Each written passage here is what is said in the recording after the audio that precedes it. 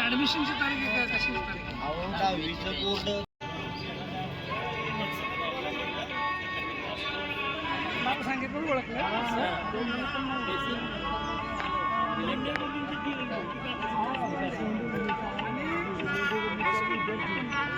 नमस्कार नमस्कार माझ्या मी एका रूममध्ये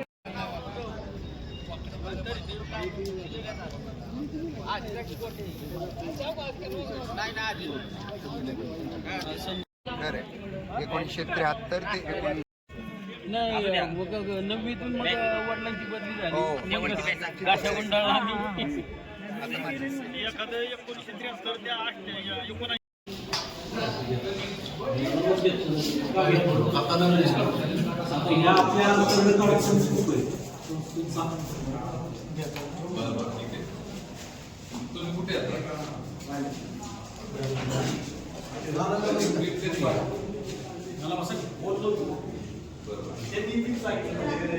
संस्थेनं आयोजित केलेला आहे आणि त्या निमित्तानं महामेळावा हा 1952 पासून ते 2024 पर्यंत या कालावधीमध्ये जेवढे विद्यार्थी आहेत त्या सर्वांना त्या ठिकाणी निमंत्रित करण्याचं काम प्राचार्य निगडे सरांनी केलेलं आहे. आणि उपस्थित सर्व जे काही व्यासपीठावरचे मान्यवर आहेत त्यांचे प्रथमतः स्वागत करते. यानंतर आपण कर्मवीर अण्णांच्या प्रतिमेचे पूजन करणार आहोत आणि दीपप्रज्वलनाचा कार्यक्रम होईल. त्यामुळे मी सर्व मान्यवरांना विनंती करते की त्यांनी त्यांच्या हस्ते प्रतिमा पूजन आणि दीपप्रज्वलन करावे. त्यांना त्यांच्या पाठीशी सतत उभ्या राहणाऱ्या सौ वहिनी यांच्या प्रतिमेचे पूजन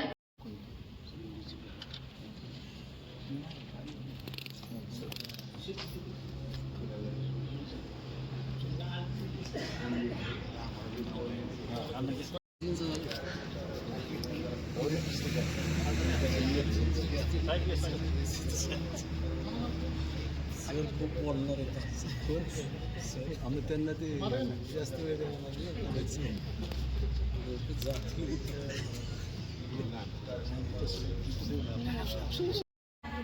पार पडू अशी सदिच्छा व्यक्त करते.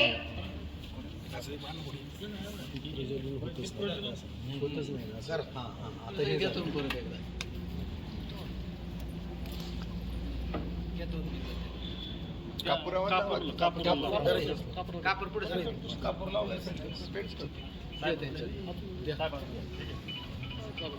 दीपामध्ये आहे शक्ती, प्रेरणेची ज्योत महान, माजी विद्यार्थ्यांच्या येण्याने उजळो शाळेत समान. ज्योतीतून ज्योत पेटू दे, स्नेहबंध अधिक वाढू दे, ज्ञान कर्तृत्व संस्कारांनी विद्यालय उंच झेप घेऊ दे. ज्ञानदीप हा प्रज्वलित झाला, उजळल्या आशा नवी, माजी विद्यार्थ्यांच्या सहवासाने फुलली शाळा सगळी. अंधार सारा दूर हो, संस्कारांची शिदोरी घेऊन. स्वागतम सुस्वागतम. आज आपल्या वाल्हे नगरीमध्ये शैक्षणिक वर्ष 1952 पासून आज अखेर या ठिकाणी आपण सर्व माजी विद्यार्थ्यांचा महामेळावा आयोजित केलेला आहे.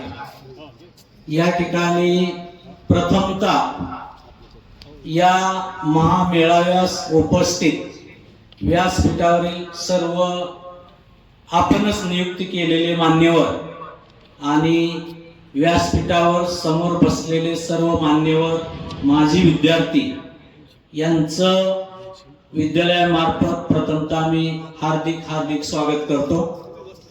या ठिकाणी आपल्याला माहित आहे ज्यावेळी अण्णांनी सन 1951 साली रयत शिक्षण संस्थेचं छोटं रोपटं लावलं, त्यावेळी हे अतिशय छोटं रोपटं होतं आणि त्याचं विशाल काय आता हा वटवृक्ष तयार झालेला आहे.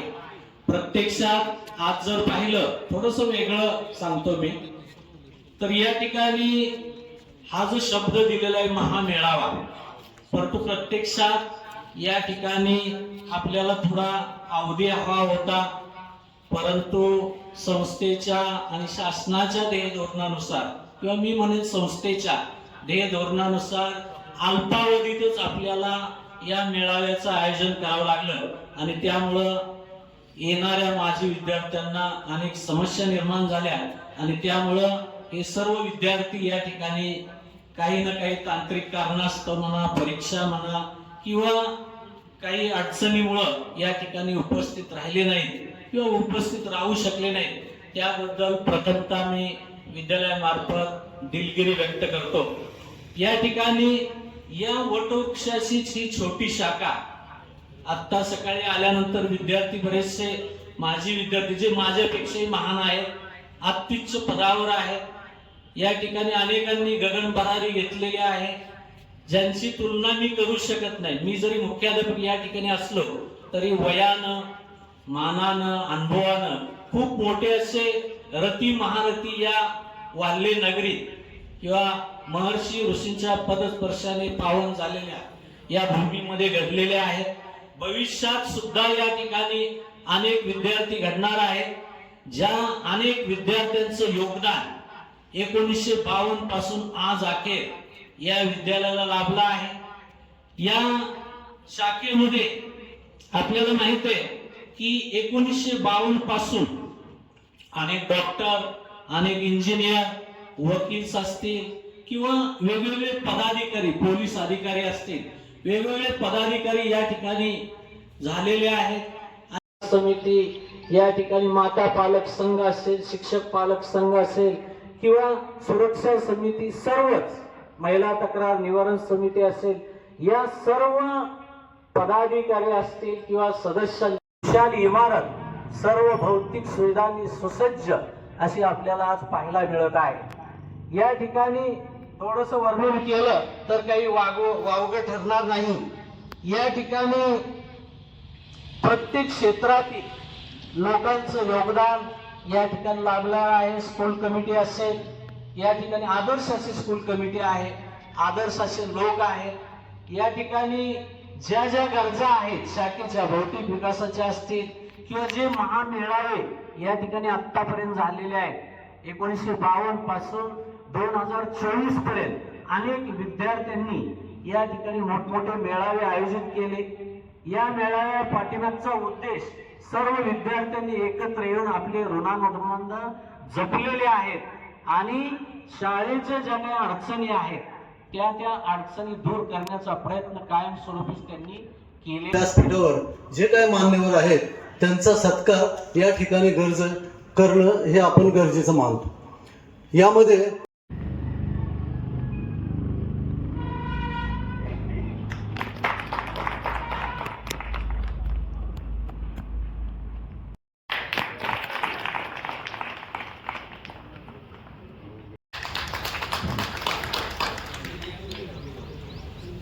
यांचा सत्कार आमचे मित्र दत्ता पवार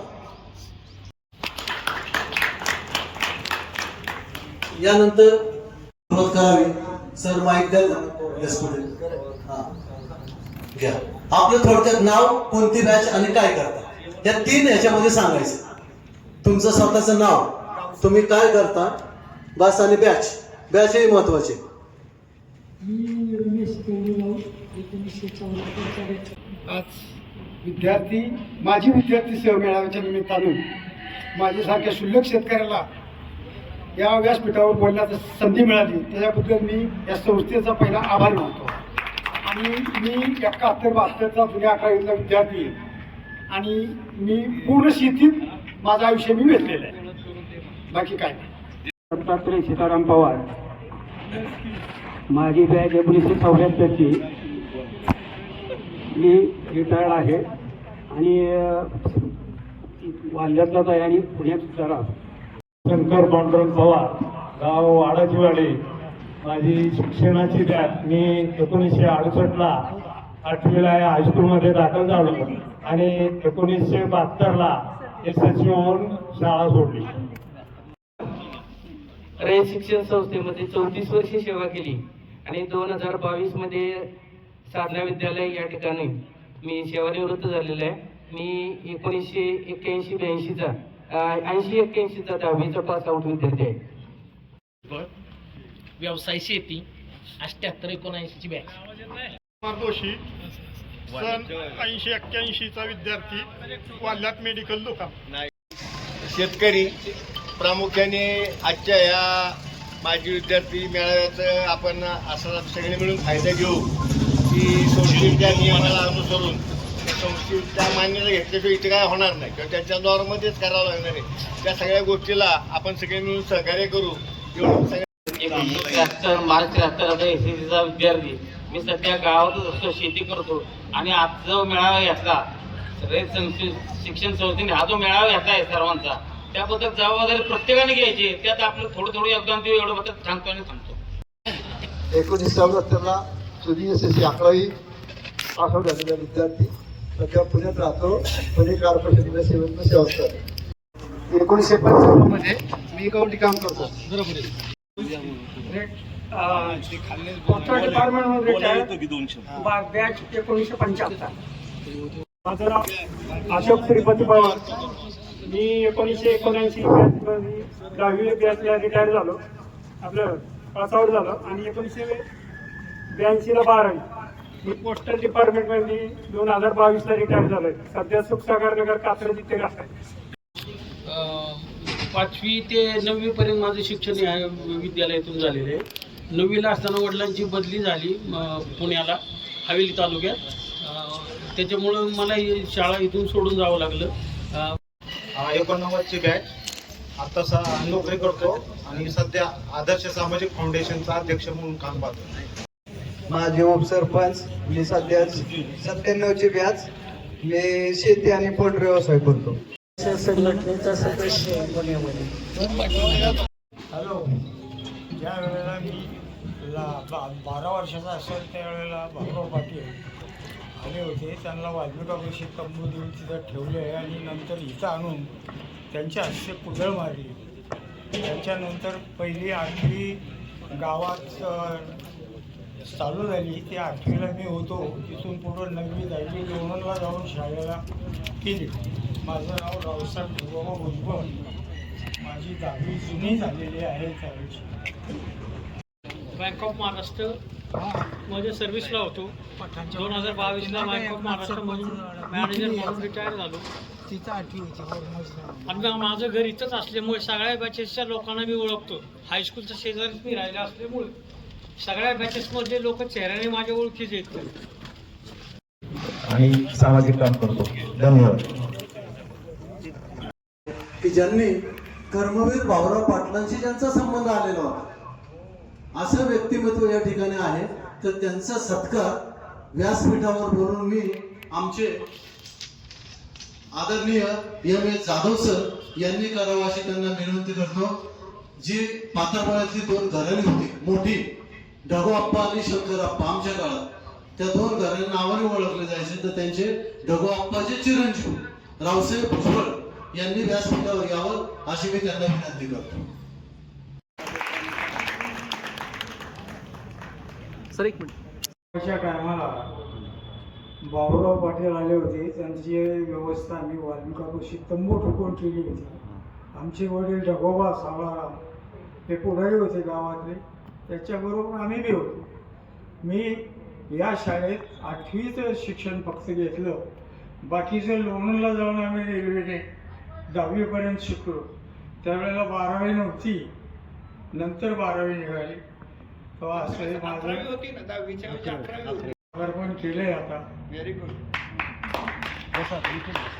उभा राहिलेले पहिले विद्यार्थी आणि समोर बसलेले मित्र मैत्रिणी, काका, सगळे काका लोकांना आज आपण इथं बसलोय. सगळ्यात आनंद याचा होतोय की आपल्या सगळ्यात सिनियरचे सिनियर सगळेजण आपल्याला पाहायला मिळतात.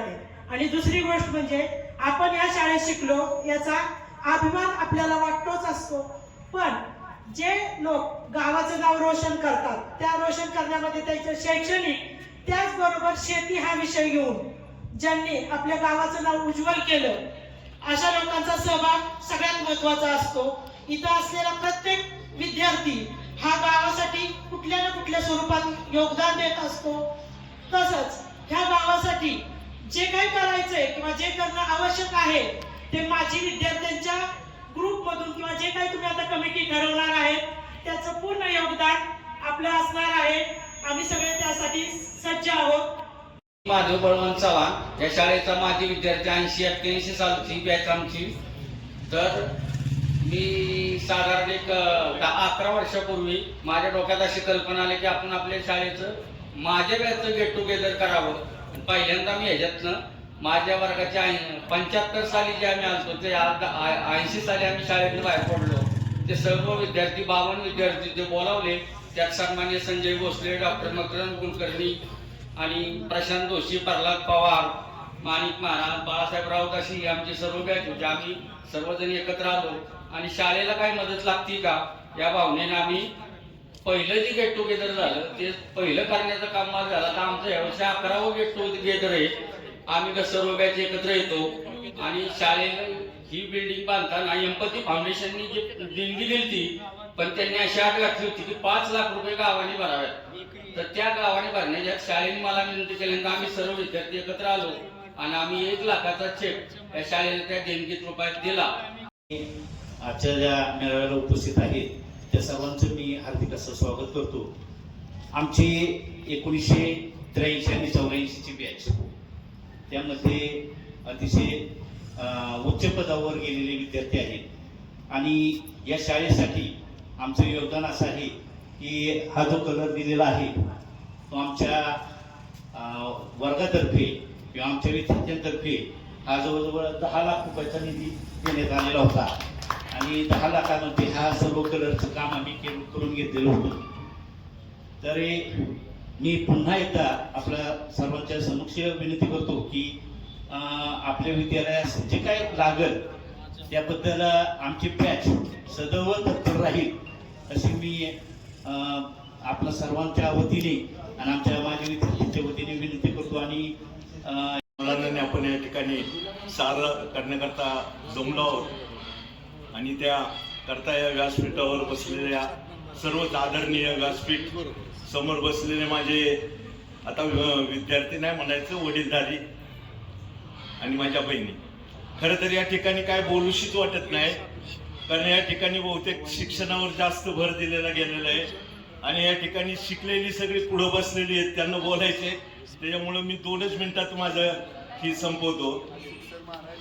या ठिकाणी आत्ताच आपल्याला एकत्र द्यायचं होतं की खरं तर आता आम्हाला गेट टुगेदर करायचा होता आणि त्या ठिकाणी त्या लंबाते असतील आपले विलास लंबाते परत बाळू माळे हॉटेलवाले अशा सर्व पठाण आम्ही करायचं ठरवलं आणि आम्ही ज्या ज्या आमच्या विद्यार्थिनी होत्या विद्यार्थी होते त्यांच्या घरोघरी आम्ही संपर्क साधाय ज्यावेळेस गेलो त्यावेळेस खरोखर इतकं वाईट वाटलं की त्याच्यातले निम्मे जिवंत आहेत हयात आहेत ते निम्मे मृत आहेत अशी परिस्थिती पाहिल्यानंतर खरोखर वाईट वाटलं.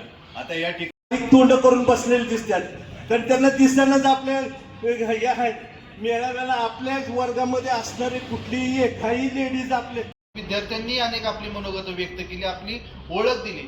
मी माझी ओळख करून देतो. मी सचिन विलास लंबाते. माझी 1994ची बॅच म्हणजे माझ्या वडिलांचंही शिक्षण याच शाळेत झालं. माझंही शिक्षण 1994ला 10वी याच शाळेमध्ये झालं आणि माझी 3री पिढी आमच्या लंबाते कुटुंबाची म्हणजे माझी मुलगी सुद्धा 12वीला या शाळेमध्ये आता शिक्षण घेत आहे. खरं तर 3-3, 4-4 पिढ्यांना शिक्षण देणारी ही आपली शाळा आणि अशा शाळेमध्ये ज्यावेळेस कार्यक्रमाला येत असताना खरं तर आता अलकाताईंनी सांगितलं की कडा पाणवतात, भरून येतं. अनेक माजी वक्त्यांनी सांगितलं की खऱ्या अर्थानं आपण आपल्या शाळेमध्ये जातो, आपण ज्या शाळेमध्ये शिकलो, ज्या मातीमध्ये वाढलो, तिथल्या शिक्षकांनी आपल्याला संस्कार केलेले असतात, शिकवलेलं असतं, चांगलं वाईट सांगितलेलं असतं आणि पुढे समाजामध्ये जाऊन काम करत असताना आपल्याला ह्या सगळ्याचा अनुभव घेत असतो आणि त्याची ती जी पुंजी असते, जमापुंजी असते, त्या जमापुंजीचा आपल्याला उपयोग होत असतो. खरं तर समाजकारणामध्ये काम करत असताना, राजकारणामध्ये काम करत असताना अनेक अडचणी येतात पण या अनेक अडचणींवरती मात आपण तेव्हाच करू शकतो ज्यावेळेस आपल्याला आईवडिलांचा, आपल्या शिक्षकांचा, आपल्या शाळेचा, आपल्या गावाचा, आपल्या गावकऱ्यांचा आणि आपल्या संबंध भोवताली असलेल्या सगळ्या वडीलधाऱ्यांचा आशीर्वाद आपल्या पाठी.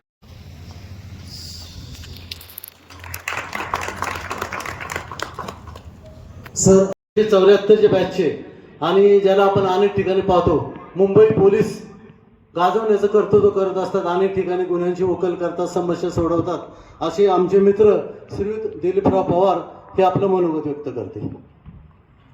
5वी 6वी 7वी 8वी पासून 1968ला 8वीला या शाळेत प्रवेश घेतला आणि 1972 साली मी 10वीला होतो. जमलेले गावातील सर्व ज्येष्ठ नागरिक, महिला भगिनी, आदर्श सामाजिक फाउंडेशनचे संस्थापक डॉक्टर निलेश शाह यांच्या संकल्पनेतून आम्ही दर 2-3 महिन्यातून या शाळेमध्ये व्याख्यानाचं आयोजन करत असतोय.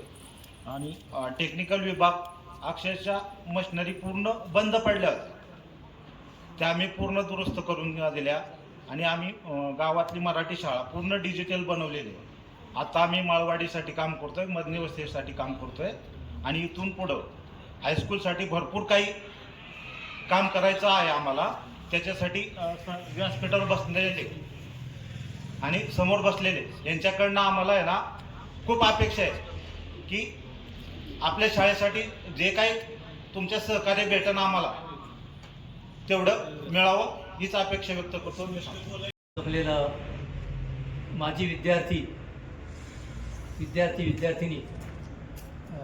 मी खरं भाषणाच्या तयारीने आलेलो नाही आहे, पण या शाळेने मला भरपूर दिलं. मी 75-76चा विद्यार्थी,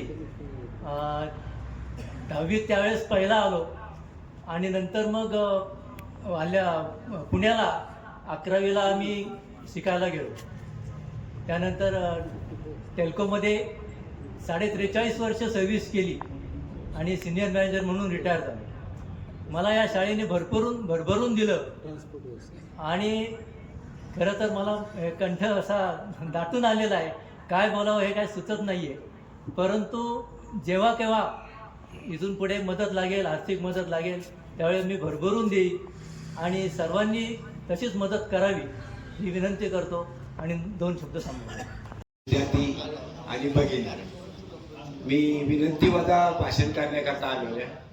आम्ही 54 वर्षानंतर आमचं गेट टुगेदर केलं. म्हणजे आता आमचे पैसे शिल्लक आहेत, म्हणजे आम्ही 70-1,000 रुपये आमचे जमले होते, त्यातले जेवण वगैरे याला 20-22 हजार गेले आणि राहिलेले 50 आम्ही याला टाकले, फिक्समध्ये टाकलेले. तर त्याचे आम्ही 70-75 करणार आहोत. तो विनंतीवजा आपल्या महर्षी वाल्मिकी विद्यालयाला आपल्या गावच्या लोकांनी जागा दिली. आता हा रस्ता एकदम भयानक झालेला आहे, त्यामुळे शाळेचं कंपाऊंड आणि शाळेला जाण्या येण्याकरता रस्त्याच्या बाजूने रस्ता नको, तर दुसरा रस्ता घेऊन जागा घेऊन त्या पैशातून रस्ता करावा असं मी विनंती करण्याकरता आजी माजी सरपंच तसेच शाळेचे आता सर वाडीवर आहेत, मला मंचावर बसलेले सर्व मान्यवर, समोर बसलेले माझे सर्व ज्येष्ठ आणि माजी विद्यार्थी भगिनींना, जास्त वेळ येणारच नाही मी आपला. या शाळेकडे बघितलं ना की असं वाटतं की आमच्या माजी विद्यार्थ्यांनी आमच्या बॅचचे असेल किंवा आमच्या नंतरच्या बॅचचे असेल, उशीर झाला तर प्रत्येकाने 5 दगड आणून इथं टाकायची. तेव्हा या शाळेचं काम झालेलं पायाभरणीचं.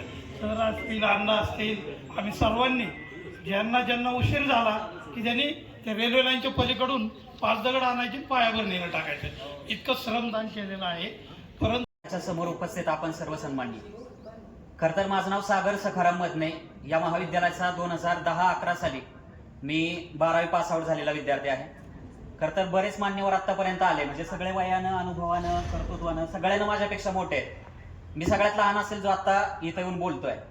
बऱ्याच जणांनी सांगितलं की महाविद्यालयासाठी मागच्या बऱ्याच दशकांमध्ये त्यांनी बरीच काही कामं केली. या सगळ्या लोकांनी महाविद्यालयासाठी काय काय केलं हे सांगितलं, परंतु महाविद्यालयानं आमच्यासाठी काय केलंय हे मला फक्त आवर्जून सांगायला आवडेल. कारण मी एक असा विद्यार्थी होतो, या महाविद्यालयाचा माझ्या जडणघडणीमध्ये जो अतिशय महत्वाचा वाटा आहे.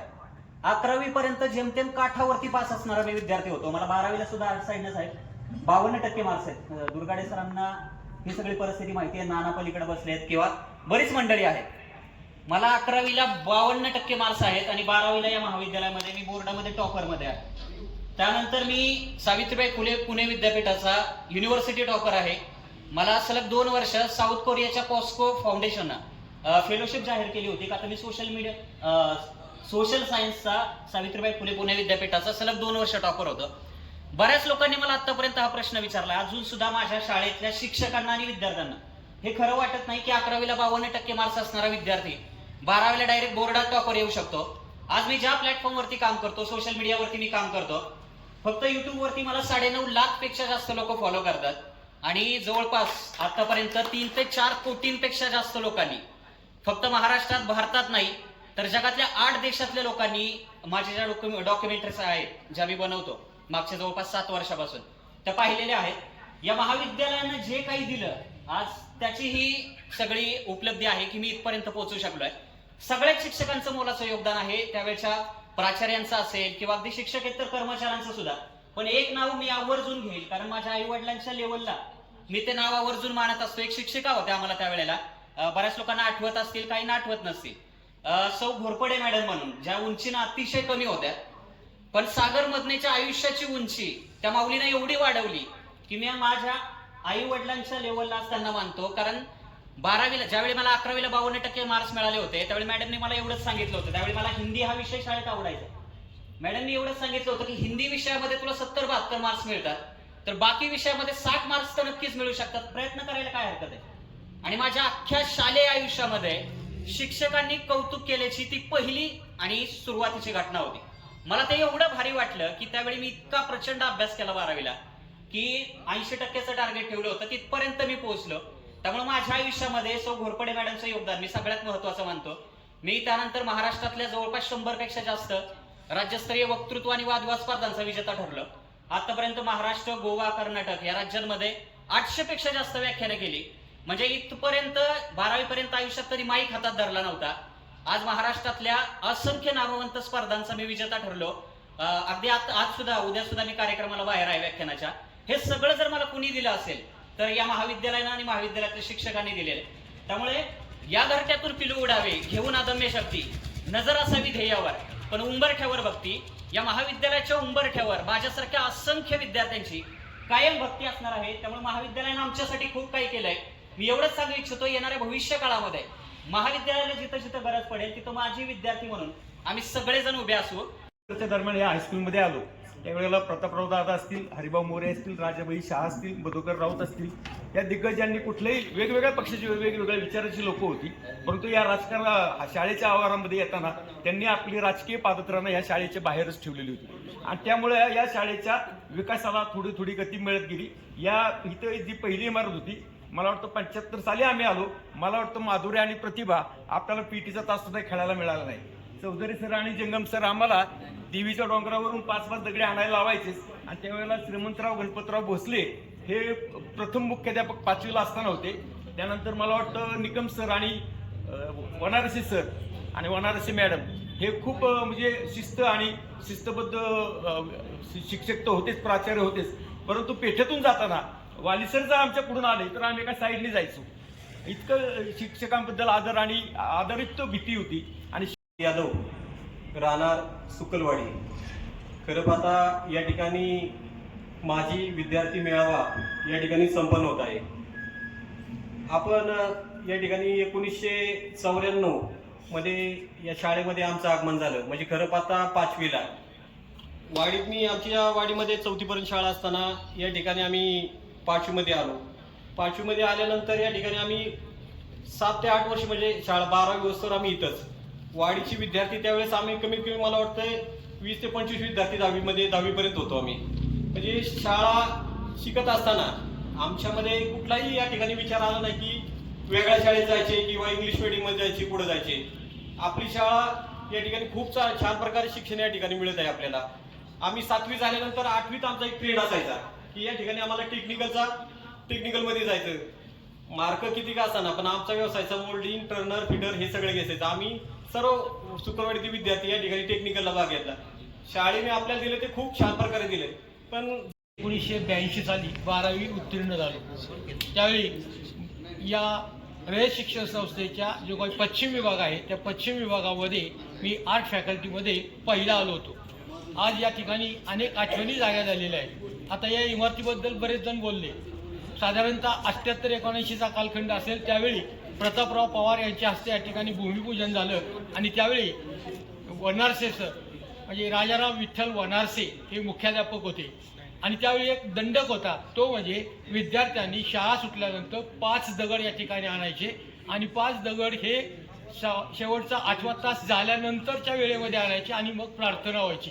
मग त्यावेळी आम्ही मधून अजून काही मुलं आळमटळम करायची, थोडासा कंटाळा करायची आणि अशा वेळी त्या ठिकाणी उपस्थित असलेले आमचे जे मुख्याध्यापक आहेत ते मुख्याध्यापक आपल्या भाषणातून किंवा विद्यार्थ्यांना मार्गदर्शन करताना अधूनमधून सांगायचे की अरे मला काल स्वप्न पडलं आणि स्वप्नामध्ये मी असं पाहिलं की काही मुलं दगड त्या दगडावर बसलेले, काही मुलं रेल्वेच्या रुळावर दगड टाकत आहेत, काही थोडेसे बंडखोरपणा करत आहेत, परंतु यासाठी माझ्याकडे उपाय आहे, तो म्हणजे सोटा छाप मलम आणि मी जर त्याचा वापर केला तर मात्र मग तुमची पळतावळी थोडी होईल. अशा अनेक आठवणी आहेत. या शाळेने अनेक संस्कार दिले. या ठिकाणी संस्कार देत असताना इथं असणारा जो काही शिक्षक भेटला हा प्रत्येक शिक्षक हा एक संस्काराचं व्यासपीठ, संस्कार पीठ होता आणि या प्रत्येक शिक्षकाकडून बरंच काही मला शिकता आलं, त्यामुळे मी घडलो. अगदी तुम्हाला या ठिकाणी मदत करणार आहे. पण मदत करत असताना मला शाळेच्या मुख्याध्यापकांना सगळ्यांना सांगायचंय की तुम्ही पुढच्या व्हिजन 2030 2030 साली आपल्या शाळेमध्ये पुढच्या 5 वर्षामध्ये काय बदल करायचे, त्याच्यामध्ये इन्फ्रास्ट्रक्चर लेवलला काय बदल करायचे, टेक्नॉलॉजीच्या लेवलला काय बदल करायचे, ई लर्निंगच्या बाबतीमध्ये काय करायचे, झाडांच्या बाबतीमध्ये काय करायचे, लॅबोरेटरीमध्ये काय करायचे, ग्रंथालयामध्ये त्या ठिकाणी काय करायचे, चांगल्या प्रकारचे ओरिएंटेशन आणि व्याख्यान यांच्या माध्यमातून काय करायचे. म्हणजे फक्त इन्फ्रास्ट्रक्चर त्या ठिकाणी सुधारणा केल्या म्हणजे शाळेची प्रगती झाली हा फार जुनी कल्पना झाली. तुम्हाला बौद्धिक लेवल, इंटेलेक्च्युअल लेवलला मुलांच्या मध्ये तुम्ही वेगळं काय देतात. मला शाळेच्या मुख्याध्यापकांनाही त्या ठिकाणी सांगायचंय, काही माझे विद्यार्थी चांगले हुशार आहेत, त्यांना बरोबर घ्या. महाराष्ट्रातल्या सर्वोत्तम अशा प्रकारचे 4-5 हायस्कूल्स कोणते त्याला आपण व्हिजिट करून या. व्हिजिट केल्यानंतर त्याचे रिपोर्ट आपण इथं सादर करा. आणि आज आपण ज्यावेळेस ग्लोबल एज्युकेशन म्हणतो आणि लोकल एज्युकेशन म्हणतो तर ग्लोबल लेवलवर सेकंडरी आणि हायर सेकंडरी लेवलवरती कशा प्रकारे शिकवलं जातं आणि तिथली टीचिंग मेथोडॉलॉजी, आपल्याकडली टीचिंग मेथोडॉलॉजी याच्यामध्ये काय फरक आहे याचं गॅप अनालिसिस करा. आणि त्या गॅप अनालिसिस करून 2030 साली महर्षी वाल्मिकी विद्यालय या लेवलला असेल, त्या लेवलचा विचार करून तशा प्रकारचे एक व्हिजन डॉक्युमेंट आपण जर तयार केलं नाही काही उपयोग नाही. किती वर्गणी येतील, देणगे येतील, किती मेळावे होतील, मीटिंग होतील, काही रिझल्ट येणार नाही. मी अतिशय नम्रपणानं सांगतो काय होणार.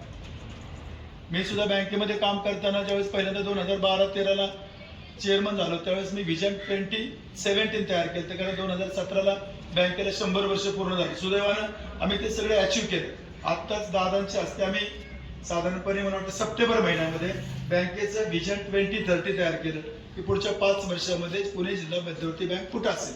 आज आम्ही अशा खंडामध्ये 1 नंबरला पोहोचलोय. आणखी आमचं म्हणणं आहे की प्रायव्हेट आपल्याही शाळेमध्ये मला असं वाटतं की सगळं काही पैसे वगैरे गोळा करणं सोपं आहे. गोळा होतील, देणगे गोळा होतील, कॉर्पोरेट कंपन्या मदत करतील, माझे विद्यार्थी मदत करतील, वेगवेगळे फंड्स आपण आणू. पण करायचं काय? फक्त इमारती बांधायचं का? फक्त ग्राउंड वाढवायचं का? फक्त रस्ते करायचे का? तर ते केलेच पाहिजे, ते होईल. पण त्याच्यापेक्षा आम्हाला शाळेमधली गुणवत्ता वाढवण्यासाठी काय प्रोग्राम करायचे आणि तुमची रिक्वायरमेंट काय, तुम्हाला कोणकोणत्या गोष्टीची गरज आहे.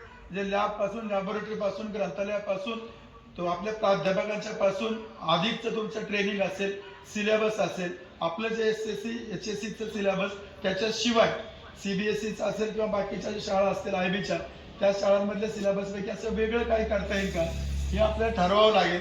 आणि मला असं वाटतं की पुढचे 6 महिने त्याच्यात गेले तरी चालेल, पण या 6 महिन्यामध्ये महर्षी वाल्मिकी विद्यालय 2030 साली अशा प्रकारचं त्या लेवलवर आम्हाला न्यायचंय. म्हणजे सगळ्या पॉईंट ऑफ व्ह्यूनं, टेक्नॉलॉजीच्या असेल, टीचिंग मेथोडॉलॉजी असेल, सिलेबस असेल, ट्रेनिंग असतील, लेक्चर्स असतील, इन्फ्रास्ट्रक्चर असेल, सगळ्या लेवलवर देशामधले सर्वोत्तम चांगलं बोलणारे, मुलांना मोटिवेशनल स्पीकर म्हणतो, पुढं काय केलं पाहिजे, मुलांनी आयुष्यात कोणती दिशा घेतली पाहिजे, ती दिशा त्यांना दाखवणारे अशा प्रकारचे लेक्चर्स आपण त्यामुळे आपल्याला सर्वप्रथम आपला प्लॅन पाहिजे. नंबर 1, बॅच वाईज तुम्ही वाटणी केली, हे चांगलं केलंय. त्याप्रमाणे आता आमच्याही बॅचच्या 50वं वर्षी येत आहे यावर्षी. त्यामुळे आम्ही बावडे आमचा आहे, खळदकर आहेत, लोंढे आहेत, नितीन शाह आहे, शिरीष शाह आहे, ही आमची बॅच. संपत भुजबळ ही आमची बॅच म्हणजे 76ची 10वीची दुसरी बॅच SSCची. तर या पद्धतीनं आपण करता येऊ शकतो. सरांनी त्याच्या पद्धतीने नियोजन करावं, आपल्याला परत बोलवावं, ग्रुपप्रमाणे दिगंबर सर म्हटल्याप्रमाणे ग्रुप करा. यांना याच्यात इंटरेस्ट आहे याच्यात घेऊ, याच्यात इंटरेस्ट आहे याच्यात घेऊ, गावचा प्रश्न सोडवायचा आहे, भुजबळांच्या ताब्यात देऊ द्या रस्ता, इतके पैसे लागणार आहेत हे पैसे, विषय पुढे जाईल या पद्धतीप्रमाणे असं नियोजन केलं तरी उत्तम पद्धतीची शाळा होऊ शकते. आणि त्याच्यापेक्षा जास्त हे झालं इन्फ्रास्ट्रक्चर डेव्हलपमेंट आणि ते विद्यार्थी तयार झाले पाहिजे.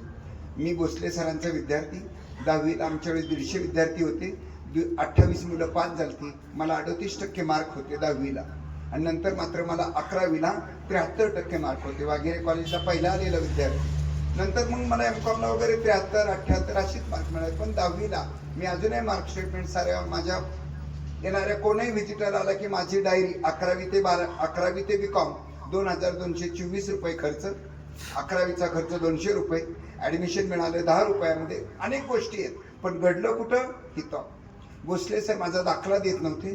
2 महिने मला हेरपाटे मारायला लागले, दंड जोरून यायचं, पाल्याच्या शाळेत बसायचं, सर माझा दाखला द्या. ते म्हणते अरे माझ्या 11वीला मुलं नाही, तुला कशाला कॉमर्सला जायचंय? तर मी म्हणायचं सर मला जायचंय, मला CA व्हायचंय. ते म्हणजे CA तुला कळतं का? माहीत नाही. CA होणार का तू? नक्की होणार.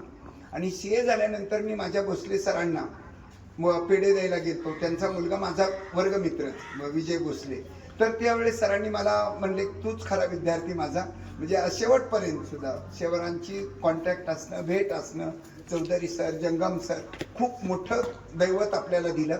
या शाळेमुळं जे काय उभं आहे, जे काय समोर आहे, जे काय आपल्यासमोर करता येतं, या केवळ शाळेने आपल्याला घडवलं याची बारंबार खात्री किंवा बारंबार मनावर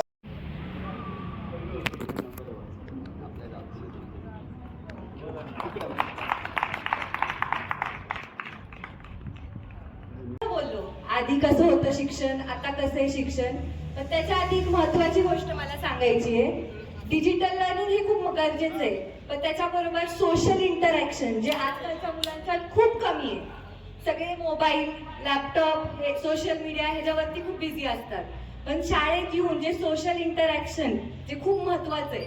आता एक प्लस पॉईंट आणि मायनस पॉईंट दोन्हीकडे असतो. जसं गावातलं शिक्षण, इथे सगळे मिळून मिसळून सगळे एकमेकांना रिस्पेक्ट देऊन शिकत राहतात, पण तिथे टेक्नॉलॉजी नसते. आणि आता टेक्नॉलॉजी आहे पण ती कशी वापरायची हे मुलांना अजिबात कळत नाही. तर त्याच्यामुळे करिअर गायडन्स जसं सरांनी सांगितलं, आपण इंजिनियर हो, हे मेडिकल फील्डमध्ये जा, हे जा सगळ्यांना सांगतो.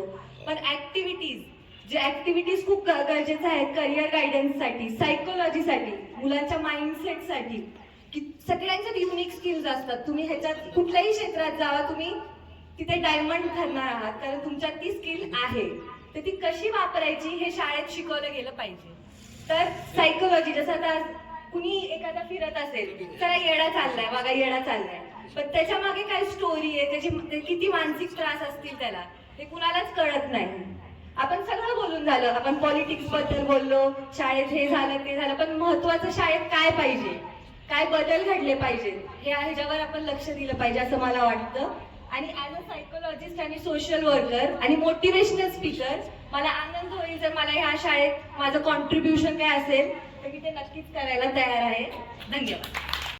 किंवा माझे जेवढे फॅमिली मेंबर्स असतील, मित्र परिवार जे इथं शिकले, ते संस्कार आज आमच्यात झालेले आहेत. मी आणि माझी बहीण समृद्धी त्या संस्काराने आम्ही पुढे जातो आहे, आमचं काम करतो आहे. आणि वाल्ल्याबद्दल मी फक्त सुट्टीत आले होतो, मला एवढं काही माहित नाही. आम्ही वाल्हेकर हे पुस्तक मी वाचलं. मी या वाल्ह्यात खूप कमी राहिलोय, पण ज्यावेळेस ते पुस्तक वाचलं त्यावेळेस असं वाटत होतं की मी पण कदाचित तुमच्या बरोबर आहे असं वाटलं. असं एक पुस्तक आहे. म्हणजे वाल्ह्याबद्दल प्रेम हे होतंच आणि अधिक वाढलेलं आहे. आणि असं जो मेळावा झाला पुढेही असं होऊ द्या. एक फिल्म मेकर म्हणून, एक दिग्दर्शक म्हणून, एक कलाकार म्हणून मला लोकांशी संवाद साधायला, त्यांच्याकडनं शिकायला हे खूप आवडतं. म्हणजे कुठल्याही वयाचे असो, म्हणजे आपल्या आजोबाच्या वयाचे असो किंवा लहान असो, कारण प्रत्येकाकडनं काहीतरी शिकायला मिळतं. प्रत्येकाची एक कहाणी असते आणि एका दिग्दर्शकाला आणि एका कलाकाराला ती कहाणी खूप महत्वाची असते. आणि आज तुमच्या सर्वांकडनं काहीतरी शिकतोय मी, त्याबद्दल धन्यवाद. आणि इथं आमच्या आदर्श न्यायाधीश आदरणीय माधुरीताई मोरे यांनी आपलं मनोगत व्यक्त करावं आणि त्यानंतर आभार प्रदर्शन होईल अध्यक्षीय भाषणानंतर मी पुढील सूचना सांगतो. माझे समोर जमलेले सगळे माझे सहकारी मित्र मैत्रिणी भाऊ बहीण, आज सगळ्या धुरंधर व्यक्तिमत्वाची मी व्याख्यानं ऐकली, युक्तिवाद ऐकतो तसेच ऐकले. आणि आता न्यायाधीश म्हणून गेले 35 वर्ष बोलण्याचा सराव तर संपलेला आहे, पण ऐकण्याचा सराव चांगला झाला. तुमच्या सगळ्यांची दुःख मला कळत आहे, कारण मीही असंच दिवसभर कोर्टामध्ये वकिलांची आर्ग्युमेंट ऐकते आणि नंतर शेवट 5:30ला कंटाळलेली असते. तसंच तुम्ही सगळे कंटाळलेले आहात याचा मला काय अनुभव आहे, आणि म्हणून मी माझं भाषण फक्त थोडक्यात सांगणार आहे. दुर्गाडे सरांनी सांगितलं त्या मताशी मी पूर्ण सहमत आहे, पण त्याबद्दल मला एकच सांगायचंय की आज इथं उभी राहताना मला माझं लहानपण, जेव्हा मी इथं 8वीला शाळेत आले तेव्हा 10वीपर्यंतच शाळा होती आणि 11वी 12वी इथं नव्हती. तेव्हा या वाल्याचे जे जुने समाजकार्य करणारे लोक होते, त्याच्यामध्ये माझे वडील कॉम्रेड हरिभाऊ मोरे, GD गायकवाड, राजकुमार शहा आणि इतर, या सर्वांनी शाळेचा विकास करण्यासाठी देणगीची अपेक्षा नाही केली. ते वाड्या खेड्यामध्ये फिरले, धान्य गोळा केलं, सगळीकडे समाजामध्ये शिक्षणाचा प्रसार केला आणि कशा पद्धतीनं आपण आपल्या गावची शाळा मोठी करू यासाठी त्यांनी प्रत्येक, म्हणजे आपल्या वाल्ला आणि वाल्ले गावच्या 12 वाड्यात पायी फिरून, कुठं गाडीने जाऊन धान्य गोळा करून इथं वसतिगृह चालवलं आणि त्याच्यानंतर इथं 11वी सुरू झाली. म्हणून या लोकांना पहिलं मी अभिवादन करते. आणि मला असं म्हणायचंय की जर शाळेचा विकास करायचा असेल तर फक्त देणग्या गोळा करून चालणार नाही, तर तुमची शारीरिक श्रम करण्याची देखील तेवढी तयारी पाहिजे. आणि ती तयारी जर तुम्ही गावकऱ्यांनी दाखवली तर मदतीचा आर्थिक हात आम्ही सर्वच जण देऊ, पण आम्ही स्वतः इथं येऊ शकत नाही. ज्या ज्या वेळेला शाळेला गरज असेल त्यावेळेला आम्ही या शाळेला निश्चितच मदत करू, पण गावाच्या आणि शाळेच्या विकासाचा आराखडा हा वाल्हेकर गावकऱ्यांनीच मांडला पाहिजे आणि तो संपूर्ण रंगाळा सुरुवातीपासून शेवटपर्यंत चालवण्याची जबाबदारी तुमची आणि आमची आहे. तर तुम्ही सर्वांनी तो आराखडा आखा, त्याच्यामध्ये आम्हाला जितकं योगदान देता येईल शारीरिक आणि आर्थिक दोन्हीही आम्ही देऊ आणि या शाळेचा विकास निश्चितच घडेल असं मला वाटतं. प्रत्येकालाच घरवरून आलेलं होतं. मी ज्या वेळेला 11वीला इथं शिकून 12वीला शाहू कॉलेजला ॲडमिशन घेतलं तेव्हा माझी शाळा हा निबंध लिहायचा होता आणि मराठीचे प्राध्यापक आनंद यादव हे होते. जेव्हा मी माझी शाळा हा निबंध लिहिला तेव्हा निबंध लिहिता लिहिता माझ्या डोळ्यातून अश्रू त्या वहीच्या पानावर उघळले आणि त्या हुशार प्राध्यापकाला ते निश्चितच ओळखलं आणि त्यांनी संपूर्ण वर्गामध्ये माझी शाळा हा माझा निबंध वाचून दाखवला आणि त्यावेळेला असं सांगितलं की ज्या शाळेवर विद्यार्थी तो प्रेम करतात त्या शाळेचा विकास कोणीही रोखू शकणार नाही. आणि मला माहिती आहे की तुमच्यापैकी प्रत्येक जण आपल्या शाळेवर एवढंच प्रेम करतो आणि एवढंच विकासाचा ध्यास प्रत्येकाला आहे आणि म्हणून या शाळेचा विकास कधीच राहणार नाही. ही या लकाराची आमच्या वेळेला असणारी शाळा हळूहळू इथपर्यंत वाढत गेलेली आहे आणि त्याचप्रमाणे या शाळेचा शैक्षणिक दर्जा आणि मानसिक दर्जा देखील सुधारेल आणि त्यासाठी आपण सर्वांनी एकमताने प्रयत्न करू ही सदिच्छा मी आज यावेळी व्यक्त करते. जेवणाची त्या ठिकाणी तयारी पूर्ण झालेली आहे. नुसतं जेवलं म्हणजे काय पोट भरणार नाही.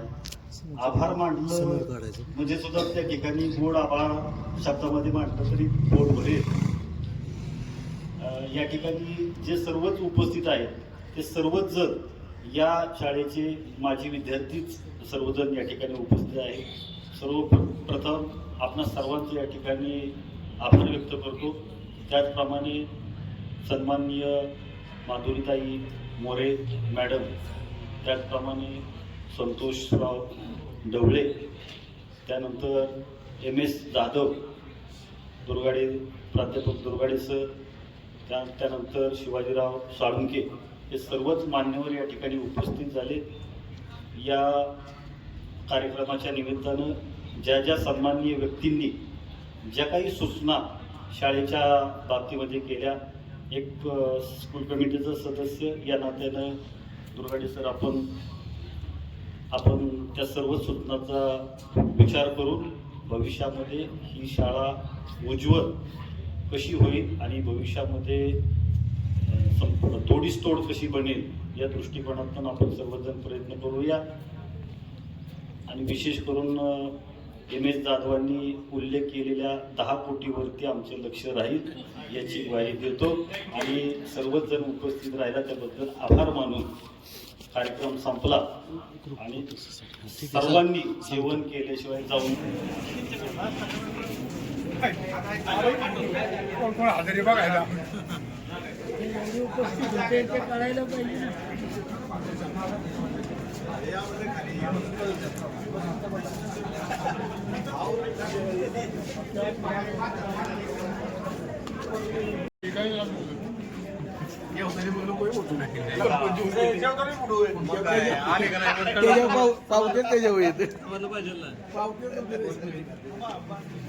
त्याच्यावरती पाव द्यावं कोण कुठल्या पंक्तीला वाचलं त्याच्यावर का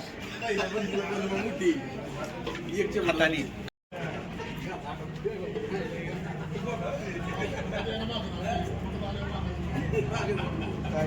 गॅस नका मारू नुसता.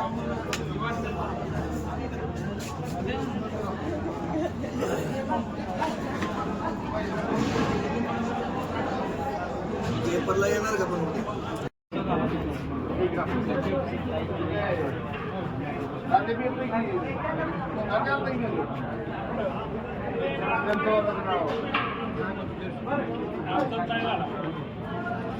राजाला म्हणलं यादी काढतो नाही आला हातभाव लागतो.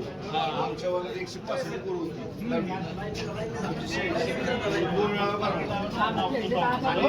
आता काय होते